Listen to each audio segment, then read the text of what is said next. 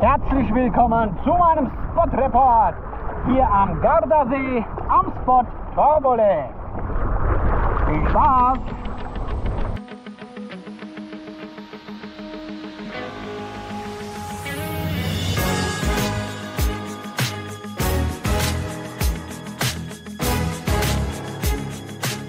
Einer der beliebtesten Surfspots in Europa und gerade was Wingfoilen angeht, wieder voll im Trend, ist das nördliche Ufer des Gardasees. Hier in Torbole trifft sich alles, was auf dem Board stehen kann. Vom Profi bis zum Anfänger, vom Jungtalent bis zum Oldschool-Surfer. Und das Ganze bei herrlich italienischem Dolce Vita.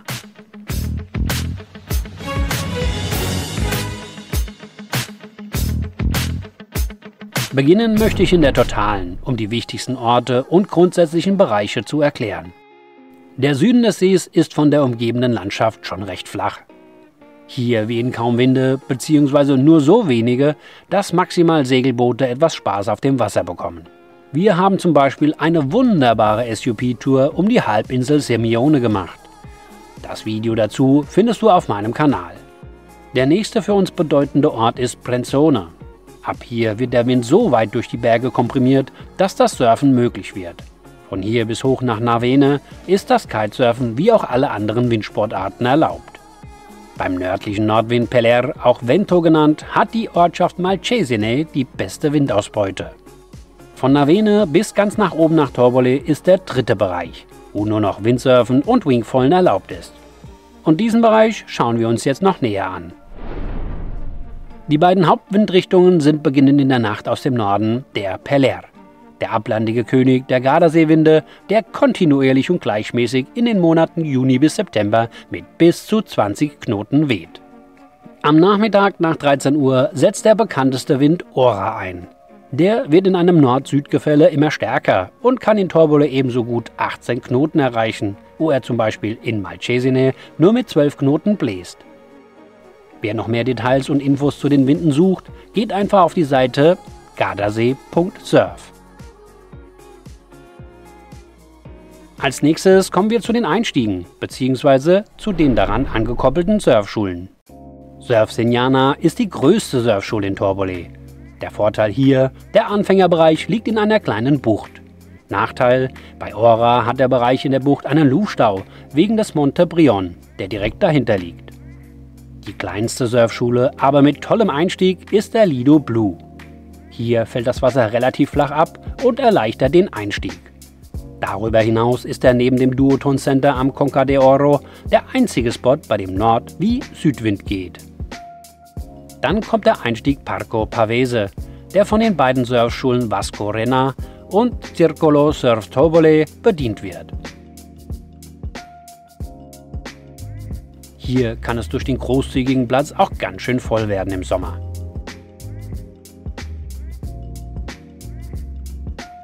Der nächste und mein Einstieg ist der Conca d'Oro beim Duotone Pro Center.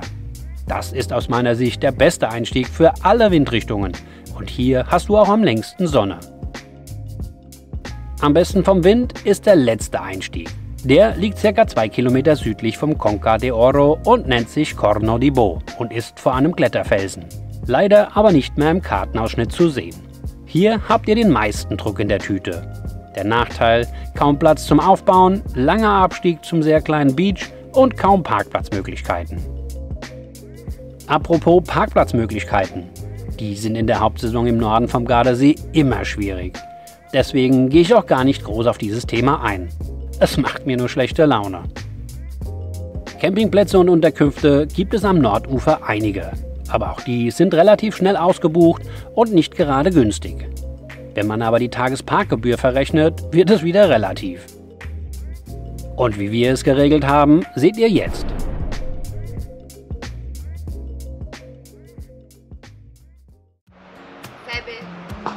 Es ist, kurz nach 8 hier in Torbole. Ich bin hier am Duotone Center. Darf man ab 7 Uhr parken und dann wird es direkt voll.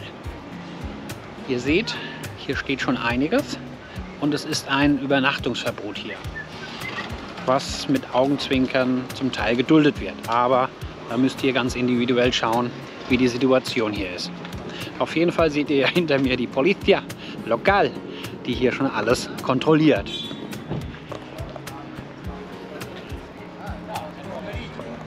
Typisch für Torbole oder den Gardasee ist, dass hier schon fleißig aufgebaut wird, ohne dass irgendwas an Wind zu sehen ist. Denn der setzt hier thermisch auf einmal ganz plötzlich ein und dann ist Rock'n'Roll auf dem Wasser.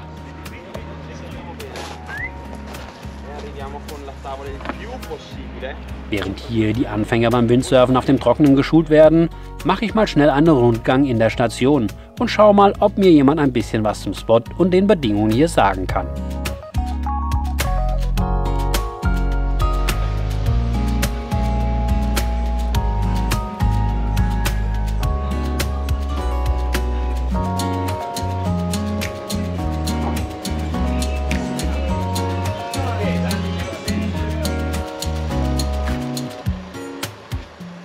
Ich glaube, an Material fehlt es hier nicht.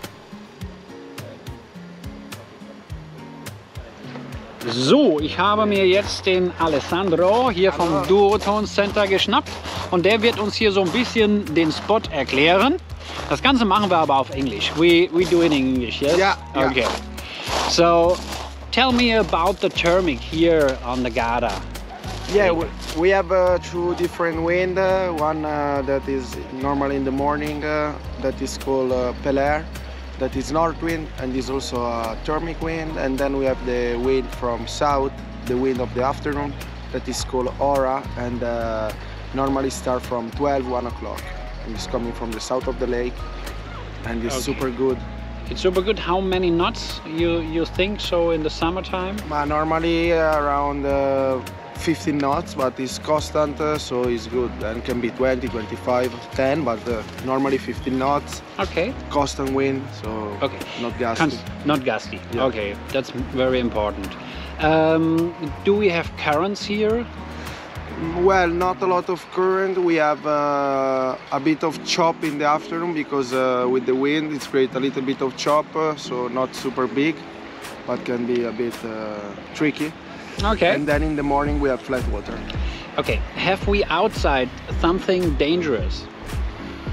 Like stones? Yeah, we have to keep attention on the ferry, on the big ferry, Okay. on the boat, and on with all the race that we have of windsurf sail like this. We have always to keep attention on this. I think Okay. that is the. Okay. Something special on the spot here? I to know think my followers? Yeah, I think it's the best spot, one of the best spots for doing wing foil because it's super good here doing wing foil with super good condition. So I think we wait you here at the lake. Yeah. Thank you, You're Alessandro. welcome. Good. Thank you very much for the interview. You're welcome. And have a nice day. Thank you. Bye. See you. Bye, bye. So, ein Blick. Ihr seht, es ist noch früh am Morgen. Das ist natürlich immer toll, wenn man direkt jemanden hat, der einem hier so ein bisschen was zum Spot erklären kann. Und ja, jetzt heißt es auf Wind warten.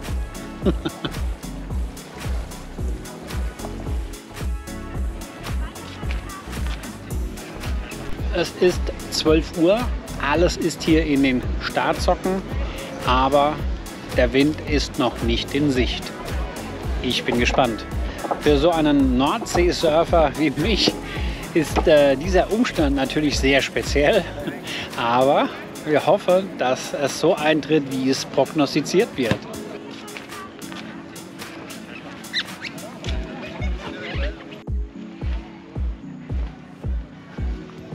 Beim Blick in die Windvorhersage für den Tag fühlt man sich ein bisschen verarscht. Hier ist nämlich den ganzen Tag maximal 4 Knoten gemeldet. Naja, laufe ich halt noch ein bisschen durch die Station.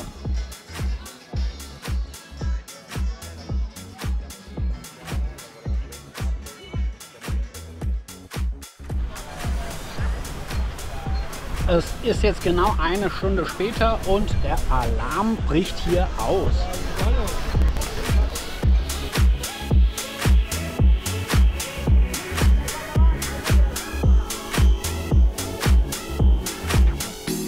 Jetzt ist auch mal Zeit für mich aufs Wasser zu gehen. Anja kommt mit dem 4-5er gerade vom Wasser und sagt, sie ist Anschlag. Deswegen nutze ich jetzt nochmal die Möglichkeit, dass der 4-5er aufgebaut ist und probiere es mal selbst.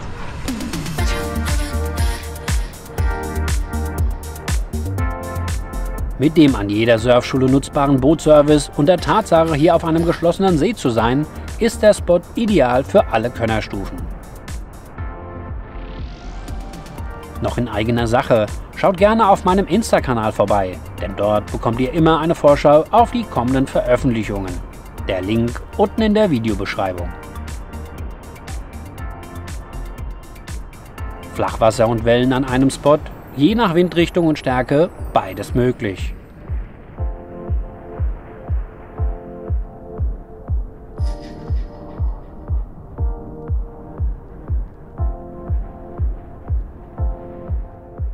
Windstatistiken am Gardasee? Schwierig. Bei passendem Wetter aber eine sichere Bank. Im Schnitt hat der See 180 Tage surfbaren Wind.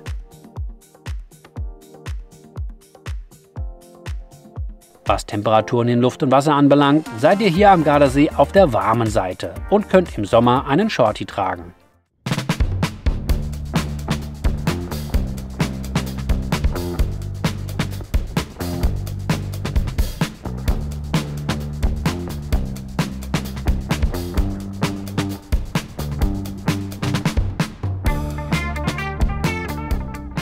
Hier noch ein paar Tipps für windfreie Tage.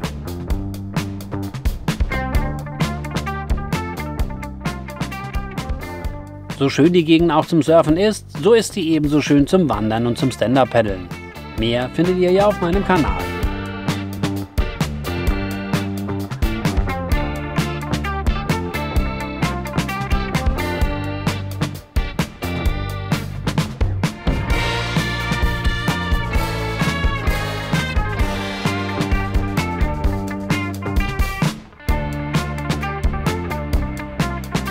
Schön ist, den Wingern beim Raussemmeln zuzuschauen, gibt es zum Ende nochmal eine kleine Compilation.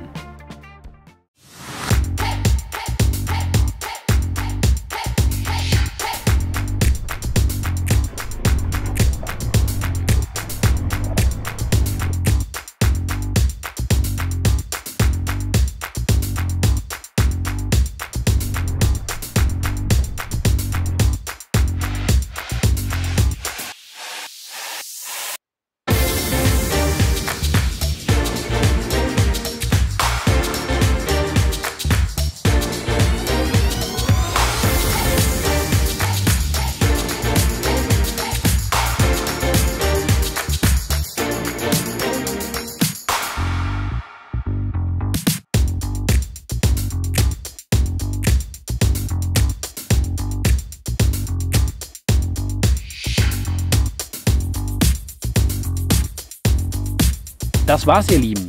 Wenn euch mein Spot-Report gefallen hat, lasst mir gerne ein Like da und bestenfalls macht ein Abo.